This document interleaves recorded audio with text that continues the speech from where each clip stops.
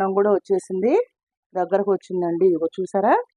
ఇప్పుడు మనం దీని మీద ముక్క వేయచ్చు, గంట పెడితే మొత్తం ఖరాబ్ అవుతుందండి. అందుకే స్టవ్ను సిమ్లో పెట్టుకొని ఇలా చక్కగా ఇలా తిప్పుకోవాలి. చూసారా, ఇలా తిప్పుకుంటే తొందరగా అయిపోతుంది, బాగా నీట్గా కనిపిస్తుంది. చూడండి ఎంత కలర్ఫుల్గా ఉందో. ఉప్పు కూడా సరిపోయిందండి.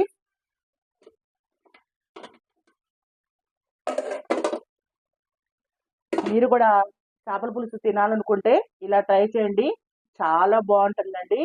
ఆనకి తినేటప్పుడు మళ్ళీ ఒకసారి చెప్తాను, సూపర్.